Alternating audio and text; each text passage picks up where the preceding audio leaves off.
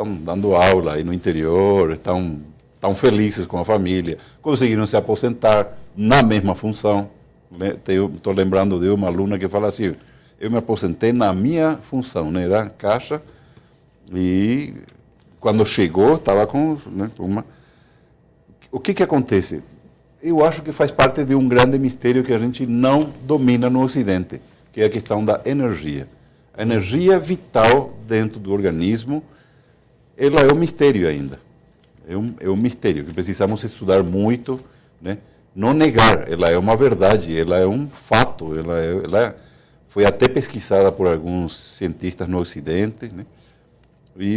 Mas é muito incipiente ainda.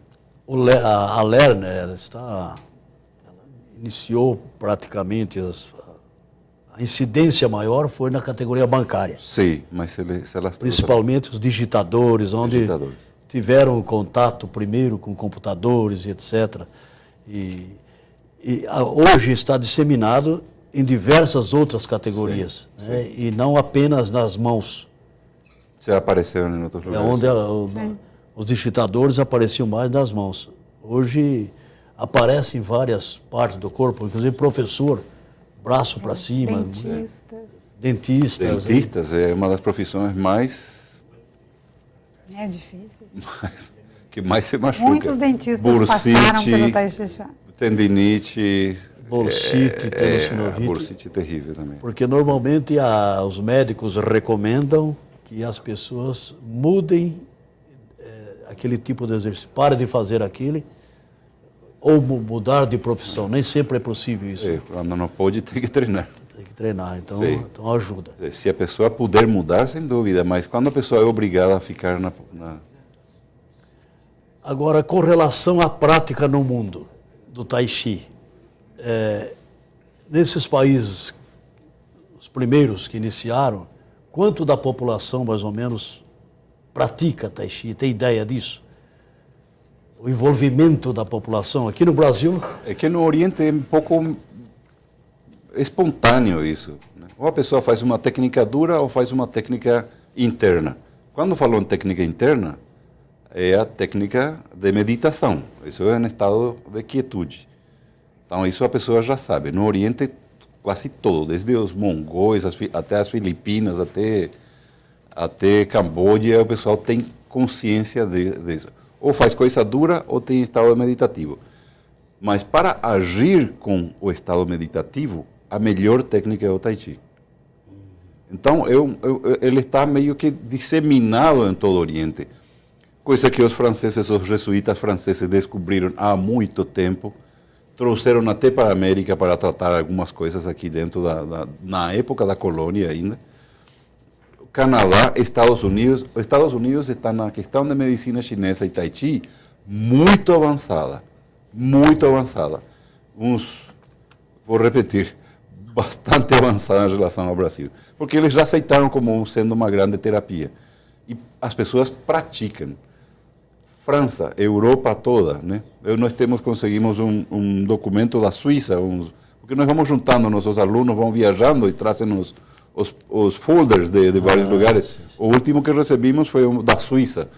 E parece que o lugar era grande, cheio de gente praticando. Então, ele está se alastrando. Eu calculo por baixo uns 2,5 bilhões de pessoas, 2,5 bilhões de pessoas. Que praticam. Eu acho que sim, a essa altura. É um pouco otimista, mas eu estou sendo otimista com o meu treinamento, né? Agora, eu gostaria de fazer uma pergunta. Nós vivemos um momento no país, mas especificamente aqui no estado de São Paulo, um momento de falta de segurança. Uma insegurança muito grande, uma sensação, e na prática nós vivemos isso. Inclusive problemas de violência em escolas. Sim. Escolas de maneira geral, tanto pública como privada. A introdução da prática de Tai Chi nas escolas, vocês acham que seria factível e ajudaria no controle da violência? Acho que, não sei se você quer responder, mas eu acho que me toca um pouco. O Tai Chi é uma arte marcial. O mestre Liu Pailin, maravilhoso mestre que já faleceu, já passou para... Né?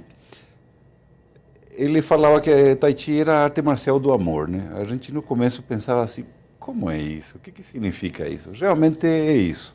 A equanimidade essa sensação de que você tem um poder dentro, não vai ficar gastando à toa. O Tai Chi te dá um poder, é para você usar na tua família, na tua vida. Você tem que trabalhar, estudar, caçar, pagar as contas, educar filho. Essa consciência fica muito clara com teu corpo. E teu corpo, tua energia vital, é teu combustível. Então, uma pessoa que pratica, ela fica mais consciente disso. As pessoas que não praticam Tai Chi, elas despendem muita energia, gastam, despendem energia. E tem uma característica grave, moderna, que é muito sobrevalorizada, a pessoa que está com muita adrenalina e desequilibrado. Parece que estar a mil. Estar a mil. Na verdade, essa pessoa está muito desequilibrada. E põe isso numa caixa fechada, como uma sala de aula, e você vai ver o explosivo que é isso. Se você faz com que essas pessoas treinem e tenham vigor, força, clareza de para que serve essa energia, e tem essa flexibilidade, você vai ter um lugar mais ameno, mais produtivo, totalmente diferente, né? E certamente ajuda na disciplina também. Sem dúvida. A autodisciplina. Sim, mas eu vejo que a questão da disciplina e a questão da insegurança, por exemplo, dentro de uma escola, eu já tive a oportunidade de trabalhar com a educação, na parte de educação inclusiva, e ver a necessidade da escola, por exemplo, um professor, né, e a gente tem o pessoal que pratica, um professor que está forte, que tem consciência da sua força, que ele pratica, ele, por a sua tranquilidade, tranquiliza o grupo. Mexe com... Não é? Então, o que a gente vê hoje é o professor está instável, né? Mais do que as crianças. Ele está com medo, até porque ele tem mais consciência da violência do que a criança, se a gente for pensar dentro da escola. Então, eu pensando na escola, penso no professor, até mais do que a criança. Por quê? Quem conduz a disciplina é o professor dentro da escola, né? O professor estando equilibrado e fortalecido, naturalmente ele vai fazer com que isso aconteça na sala de aula, né? Então a gente recebe muitos professores, nós temos muitos professores praticantes que buscam o Tai Chi porque estavam num momento de desequilíbrio, estresse, né? Desequilíbrio, pânico, muito professor com medo, tanto pela questão da violência externa, né, da cidade, como dentro da sala. E a prática do Tai Chi, como fortalece a pessoa, isso faz com que ele consiga se relacionar com aquele grupo de uma forma mais tranquila, né, porque ele está mais forte. Então, ele estando mais forte, ele consegue conduzir melhor aquele grupo. A pergunta que eu fiz é porque nós vivemos um momento em que há uma violência e há um desvio do foco das causas. E que, de repente, um monte de propaganda querendo responsabilizar a juventude por toda falta de segurança pública, falta de uma política mais abrangente e preventiva. E então, por isso que eu estou perguntando, porque se isso ajuda as pessoas ficarem mais tranquilas, sim, ter menos adrenalina, Sim. Então, certamente, menos violência, Sim. menos... Mas isso precisa ser criado, né, dentro do ambiente da escola, e por isso a importância de que os professores e os gestores tenham essa tranquilidade, para que porque a gente tem que pensar que a criança e o adolescente, eles estão na escola, estão em formação. Então é importante que eles recebam essa tranquilidade para poderem ser tranquilos e disciplinados. Em lugares explosivos, você não joga gasolina. Bom, por que eu estou tentando aprender a falar como oriental, né? Mais uns 40, 50 anos talvez consiga. O que acontece numa sociedade que está muito acuada, com muito medo? Você precisa dar soluções, pensar como um verdadeiro acupunturista, um verdadeiro médico de medicina tradicional chinesa. Se a pessoa está em excesso, você tem que dispersar.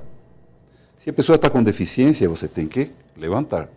A situação é explosiva, em quase todos os lugares, o trânsito, nos lugares de salões de festa, nos bares, até o assaltante está, né? Tem postos de saúde que recebem as pessoas que estão, as famílias dos próprios, né? Estão estressadas, né? Por medo de tudo. Então, a solução ela é diminuir isso, diminuir a adrenalina. A adrenalina é um produto do corpo para situações de extremo.